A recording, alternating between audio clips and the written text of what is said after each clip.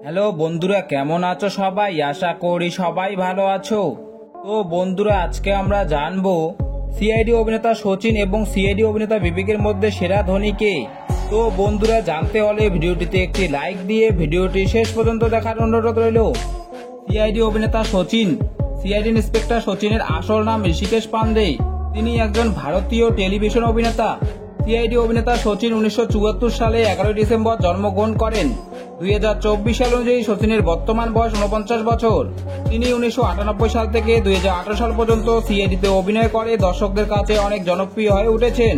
CID অভিনেতা সচিন সিআইডিতে অভিনয় করার জন্য প্রতিটি এপিসোড পিছু 60,000 টাকা পারিশ্রমিক নেন। সচিনের মোট সম্পদের পরিমাণ 12 কোটি টাকা। এবার দেখে নেওয়া যাক সিআইডি অভিনেতা বিবেকের সম্পর্কে। সিআইডি অভিনেতা বিবেক। সিআইডি অভিনেতা বিবেকের আসল নাম বিবেক মাশরু। তিনি একজন ভারতীয় অভিনেতা। সিআইডি অভিনেতা বিবেক 1983 সালে 27 সেপ্টেম্বর জন্মগ্রহণ করেন। 2024 সাল অনুযায়ী বিবেকের বর্তমান বয়স 40 বছর। তিনি 2006 সাল থেকে 2018 সাল পর্যন্ত সিআইডিতে অভিনয় করে দর্শকদের কাছে অনেক জনপ্রিয় হয়ে উঠেছেন। সিআইডি অভিনেতা বিবেক সিআইডিতে অভিনয় করার জন্য প্রতিটি এপিসোড পিছু 50,000 টাকা পারিশ্রমিক নেন। বিবেকের মোট সম্পদের পরিমাণ 8 কোটি টাকা।